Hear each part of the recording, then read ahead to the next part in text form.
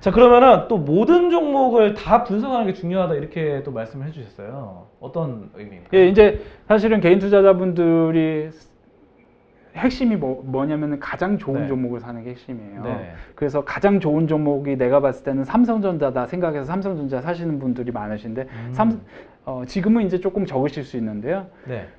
그런 것 같아요. 삼성전자를 당연한 얘기지만 5, 6만 원일 때 사가지고 지금 버티고 있는 사람들은 해피해요. 네. 근데 이제 8만 9천 원 이상에서 사신 분들은 당연한 얘기를 하고 있어요. 저는 이제 굉장히 어쩔 줄 모르세요. 근데 이제 제가 왜 모든 종목을 분석하는 게 좋다고 얘기하냐면은 그 삼성전자가 분기 실적이 좋게 나오는 어떤 컨센서스가 찍힐 때가 있습니다. 예상치가. 네. 그러면은 사실 삼성전자는 역사적으로 지금도 월봉을 한번 켜두고 보시면은 불황일 때 산 사람이 돈을 벌어요. 아, 그렇죠. 네, 많이 그렇죠. 떨어졌을 때. 반도체 같은 경우는 그게 핵심이에요. 반도체는 불황일 때 그러니까 반도체가 사실 21세기 이제 쌀이다. 제가 사실 네. 그 얘기를 이제 작년 3월에 위기가 나오면서 그때 당시에 제가 적극적으로 얘기했던 게 DB하이텍이었어요. 네. 대박 내기 사람들은 DB하이텍을 사야 되고 삼성전자, SK하이닉스도 괜찮은데 DB하이텍이다. 나는 근데 강남선비는 DB하이텍이다. 강남선비 네. 이코로 DB하이텍 이게 사실 되게 유명한 얘기예요. 제 구독자님들은. 네네. 예, 예. 그래서 그거거든요. 그래서 분기 실적이 좋아지기 직전에 사야 돼요.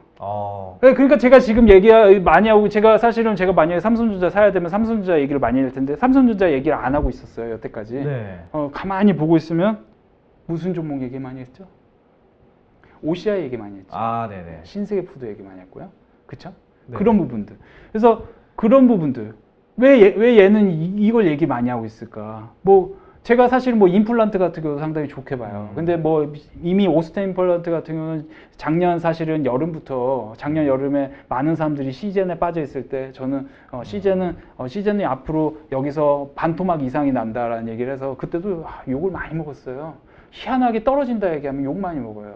예, 근데 제가 이제 이런 표현들이 사실은 조금 안 좋게 생각되실 수도 있는데 이제 앞으로 더 올라갈 종목과 이미 얘가 매출이 20배, 30배 돼서 얘의 주가 상태도 20배 이상 됐으면은 그런 것들은 조금 하지 말고 분기 실적이 증가하면서 주가가 조금 바닥인 형태, 조금 살만한 메리트가 있는 형태, 차트적으로 그런 것들을 좀 분석해서 사시면은 훨씬 도움이 될 거다. 그런 의미에서 좀 그런 걸 다 분석해 드렸고 요즘에 이제 시드가 상당히 좋아져서 여러분들이 좀 잘만 찾아보시면 이제 저 같은 사람도 그렇지만 분기 실적을 다 분석해서 그렇게 지금 오늘까지 가장 실적이 세게 발표한 애들 그 친구들 그 종목들을 얘기해 주는 사람들이 꽤 있습니다. 이제 저만 그런 게 아니고 꽤 많은 이제 애널리스트 분들도 계시고 그런 것들을 그런 자료들을 충분히 보신 다음에 공부하셔가지고 가장 실적 성장이 두드러진 친구를 사는 게 주가가 많이 올라가겠죠. 이건 네. 당연한 얘기예요. 네. 근데 이제 그것도 분산 투자해야 돼. 왜냐면은 어떤 친구는 올해 가이던스가 막 2조 가까이 찍히는데 네. 과거에는 한 7천억 이하로 찍혔어요. 네. 이 친구는 지금 시총이 6천억대인데 이 친구는 제가 종목명을 얘기할 수는 없어요. 왜냐면 거래가 그렇게 많이 이루어지지는 않아요. 근데 그런 친구도 보면은 월봉으로 보면 좀 바닥권에 있고 네, 근데 이번 1분기 이후에 2분기, 3분기, 4분기 계속 잘 찍힐 것인가? 네. 그거는 사실 그런 종목은 나오더라도 그게 확실성이 좀 적어요. 그러니까 임플란트 대비하면은 그쪽 산업은 그쪽 산업이 그렇다기보다 그 기업이 좀 그래요. 왜냐면 과거에 이미 2, 3년간 좀 안 좋았으니까. 네. 예, 그래서 좀 사실 OCI 같은 거 쉬운 거 하시는 게 좋고 임플란트 저도 임플란트는 아직까지도 기회가 있다고는 봐요. 중국에서 이제 고령화가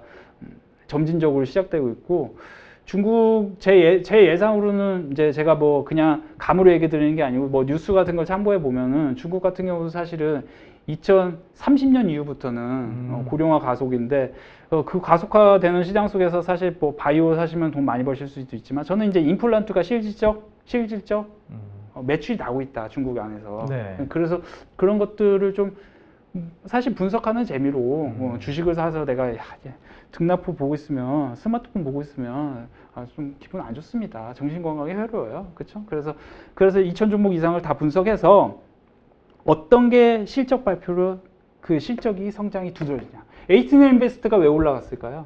에이튼 네. 인베스트가 올라간 이유는 두나무 상장 이슈 관련주로 올라갔지만 그것만이 아니에요. 4분기 실적이 굉장히 좋게 발표했어요. 전년 동기 대비해서. 3분기 대비해서도 좋게 발표했어요. 그래서 조금 이따 뭐 셀트리온 얘기도 할 수 있을지 모르겠는데 셀트리온 같은 경우도 지금 떨어지는 이유가 뭘까요? 뭐 공매도 때문이라는 얘기가 있어요. 네. 제가 개인 투자자들한테 그런 얘기를 네. 들어요. 댓글로. 네, 네. 근데 그게 과연 맞을까에 대해서 한번 우리가 고민해 보자는 거예요. 맞아. 일부 큰 틀은 맞을 수 있는데요. 그러니까 분기 실적이 전분기 대비해서 셀트리온 같은 경우는 제가 어제 분석해 봤더니 30-40% 떨어졌어요. 예. 네. 그러니까 4분기 실적이 그렇게 발표했다는 거예요. 네. 그러니까 3분기까지 좋게 발표했습니다. 그러면 1분기부터 3분기까지 좋게 발표했기 때문에 그 셀트리온 헬스케어가 10만 원 이하에서 2, 3분기 동안은 올라간 겁니다. 그러면 거꾸로 생각해 보자고요. 에이틴 인베스트가 3분기, 4분기 좋았잖아요. 네. 그러면 그렇게 올라간 거예요. 그리고 중소형 장세였으니까. 네. 저명하신 정평이 나 있는 그런 이제 증권사 굉장히 유명하신 분들이 그런 뭐 자산운용사 그런 어떤 전무님들께서 얘기 나오시잖아요. 중소형 장세가 될 것이다. 그 1월부터 얘기하셨단 말이에요. 그러면 그런 거 좀 힌트를 얻으셔가지고 중소형주 중에 희한하게 또 중소형주 창투사 관련주들이 상당히 좋았고요. 그러니까 그 창투사도 역사적으로 좀 따져보면 대선을 앞두고 한 1년 전에는 상당히 슈팅이 나오는 편이에요. 그래서 네. 제가 지금 창투사 사라는 게 절대 아닙니다. 제가 이제 과거에 했던 얘기를 좀 얘기해드리고 있어요. 그래서 그런 주식들, 컴버니케이다, 뭐 에이틴 인베스트 뭐 이런 것들이 4분기 실적이 가장 좋게 발표한 종목 중에 하나예요. 근데 사실은 더 좋게 발표한 게 진단키트였어요. 그럼 진단키트가 굉장히 급등했는데 이게 뉴스로 올라갔냐? 그건 아니고 뉴스는 나중에 터졌다 이거죠. 네. 근데 지금도 지금 1분기 실적 좋게 발표하는 회사를 여러분들이 찾아서 거기서 가장 좋게 발표하는 회사 2분기 거기까지 좀 유지가 되고 그런 중에서 나는 조금 안전하게 하고 싶어. 그러면 과거에 좀 좋았던 종목. 그러니까 축구로 얘기하면은 뭐 작년 재작년에 좋았던 선수가 올해도 좋을 확률적 상황이 높기 때문에 이 친구의 연봉이 높은 거 아니겠습니까? 그런 것처럼 여러분들 가치 평가를 하실 때 작년 재작년에 또는 최근 분기 좋았던 친구가 이번 분기 좋고 다음 분기 좋고 이런 것들 이런 종목을 여러분들이 포트에 넣어두시면은 굉장히 안전하게 계속 이번 이제 석 달 동안 또 돈 벌고 또 다음 분기 실적 나오면 그때 또 돈 벌고 이런 식으로 편안하게 돈 벌 수 있다 이렇게 생각하시면 되겠습니다. 알겠습니다. 그럼 다음 질문입니다. 성장주는 PER이 중요하고 가치주는 PSR이 분석이 중요하다고 하셨는데 이거는 어떤? 이건 약간 평균적 네네. 상황을 말씀드려요. 사실 네. 가치주를 PSR로 분석한다는 게 굉장히 어렵고요. PER은 사실은 이건 어떤 관점에서 보면 제가 어렵다는 걸 수도 있어요. 제가 좀 분석을 해보니 그렇습니다. 그래서 PER 같은 경우는 사실은 성장주로 분석해 봤을 때 얘가 성장주는 PER이 20배야, 50배야 뭐 이런 네. 것들을 사실은 요즘은 개인 투자자분들이 더 분석을 잘하세요. 그래서 네. 셀트리온은 더 올라가야 된다, 막 성장주니까 막 그런 얘기를 하시는 분들이 굉장히 많으신데요. 사실 그런 것도 중요한데 그런 것들을 제가 아까 얘기한 부분들을 좀 참고해서 좀 왜 떨어졌는지는 생각해 보시고요. 그리고 PSR은 우리가 사실은 슈퍼스타스라는 책이 있는데요. 그 책을 좀 읽어보시면 재밌을 것 같아요. 저도 이제 20대 후반에 그 책을 보고 좀 많은 도움이 됐는데요. 우리나라 시장에서는 PSR이 상당히 개인 투자자들이 대박을 내기에 재미있어요. 그러니까 성장주 투자는 어떻게 보면은 펀드 가입하시는 거랑 좀 비슷한 수익률인지 아실 거예요. 제 예상으로는. 근데 PSR을 왜 중요하게 여기냐? 그 책에 보시면은 좀 이제 고점 대비해서 굉장히 크게 하락한 종목. 네. 심플하게 몇 가지만 말씀을 드릴게요. 그 책 보면 뭐 캠피셔 쓰신 책일 거예요. 네, 그분께서, 그 선생님께서. 슈퍼스탁스의 두 가지 가장 중요한 관점은 저는 그렇게 느꼈는데, 굉장히 떨어진 주식을 사라. 그리고 두 번째는 PSR이 굉장히 저평가된 주식을 사라. 네. 그러면서도 이제 성장 가치가 있는 주식을 사라. 뭐 이런 것들이었는데요. 그게 우리나라 시장에서는 그게 좀 잘 맞아요. 그걸로 좀 여러분들이 좀 분석을 해보시면은 지금도 사실 지금 철강주가 네. 철강주가 왜 웃냐면 철강주가 왜 오르냐 이거는 이게 PSR 저평가인 종목이 많았습니다. 네. 철강도 그렇고 뭐 전체적으로 그랬어요. 그래서 그런 것들이 좀 잘 맞고 이거 그냥 제가 느끼는 관점인데 PBR은 좀 안 맞으니까 우리나라 시장은 오히려 근데 사실은 아직도 가치 투자를 해서 돈을 많이 버시는 선생님들이 상당히 많으세요. 우리나라 네. 시장에. 네. 그 선생님들께서는 아직도 PBR로서 돈을 많이 버세요. 네. 굉장히 PBR 저평가인 그런 종목들만 잘 골라내서 거기서 네. 절대 망할 일이 없어. 이런 거 낮은 값에서 계속 모아가셔서 돈 버시는 분들. 근데 저는 네. PBR이 좀 맞지 않다. 어떤 점이 또 맞지 않다고 생각하시는 건가요? 그러니까? 그게 이제 사실은 우리나라 이제 과거에는 이제 조선업 뭐 이런 그 예전에 2007년에 오를 때 조선 철강 건설 쪽이 오르지 않았습니까? 네. 그런 것들이 사실 다 땅을 기반으로 하는 네. 회사잖아요. 네. 그렇죠. 근데 지금은 카카오가 오르지 않습니까? 네. 지금 플랫폼 미국 시장에서도 보시면 이제 뭐 아마존, 페이스북, 넷플릭스 이런 친구들이 사실은 땅이 얼마큼 있는지 저는 모르겠지만 땅이 별로 없을 거라고 저는 감히 예상을 해봐요. 그 친구들뿐만 아니고 신규 상장해서 지금 미국에서 돈을 벌고 있는 뭐 돈을 번다기보다 신규 상장한 회사들 도어대시다, 뭐 매치그룹이다. 매치그룹은 뭐 그 아시는 분 아실 거예요. 매치그룹 네. 같은 경우도 그런 회사들, 이제 어플 기반으로 하는 회사들, 그러니까 소프트웨어 기반으로 하는 회사들의 세력들이 좀 같기 때문에 세력이라는 개념이 나쁜 개념이 아니고 증권 뭐 외국인 뭐 이런 그렇게 찍히는 매수 세력을 세력이라고 통칭할 수 있어요. 그런 큰 금액들이 그런 쪽으로 좀 갔기 때문에 아무래도 저는 그런 관점에서 지금 시장 상황이 PBR이 저는 별로 안 맞는 것 같다라는 생각을 좀 해요. 그리고 거래도 별로 이루어지지가 않고요. 네. 그건 제 관점이니까요. 어디까지나. 예. 네, 알겠습니다. 자, 그러면 종목 얘기를 좀 하나만 해보도록 할게요. 카카오가 현재 좀 시점이 사야 될 시점인지 아니면은 좀 팔아야 될 시점인지 어떻게 보고 계신가요? 그래서 사실 이게 굉장히 어려운 질문인데요. 네. 일단 파는 건 저는 맞지 않다고 봐요. 파는 건 왜냐면 제가 웬만하면은 사실 과거에도 뭐 시즌을 얼마에 매도해라, 셀트리온 얼마에 매도해라 뭐 이렇게 했는데 네네. 카카오로 신규를 매수하기는 상당히 부담스럽습니다. 이건 뭐 뻔한 얘기인데, 네. 상당히 부담스럽지만 적어도 파는 거에 있어서는 조금 고민을 많이 해봐야 된다. 뭐 카카오뱅크라든지 카카오페이지, 카카오 웹툰까지 미국 상장한다는 얘기가 있고 여태까지 사실 유례없는 일이었어요. 제가 주식시장 16년 보면서 자회사가 뭐 3개, 4개, 5개가 이렇게 한꺼번에 상장하는 사례가 네. 그렇게 많지 않았던 그쵸. 사례였어요. 그래서 저도 예전에는 카카오를 되게 좋게 봤는데 신규로 사기에는 저는 사실 그거는 모르겠다. 제 입장에서는 모르겠다고 사고 싶더라도 지금 제가 이제 카카오에 대해서 영상을 하나 올려놨던 게 있었는데 네. 제 채널에 카카오는 그때 제가 뭐라고 얘기했냐면 여기서 어느 가격을 찍어줬어요. 네. 지금 뭐 11만 원 그 위에 있나요? 지금 그 정확히 알 수 없는데 11만 원 뭐 그 밑에 좀 오면 사는 게 좋지 않겠느냐 이렇게 좀 분석을 해드렸는데요. 신규로 사기에 솔직히 부담스러워요. 네, 상당히. 근데 단기로 또 슈팅이 나올 가능성도 있고 이게 사실은 아까도 말씀드렸지만 소프트웨어 쪽이 상당히 지금 핫한 게 사실이고 뭐 그렇기 때문에 미국에서도 보면 지금 뭐 아마존이다 뭐 이런 종목들은 잘 안 떨어집니다. 오히려 테슬라가 떨어지지. 오히려. 그래서 뭐 많이 올랐기 때문에 떨어진 걸 수도 있지만 그래서 카카오는 저는 매도는 아닌 것 같아요. 근데 뭐 여기서 신규로 사가지고 강남소비 너 때문에 물렸다 이런 얘기 하신 분들은 사지 마세요.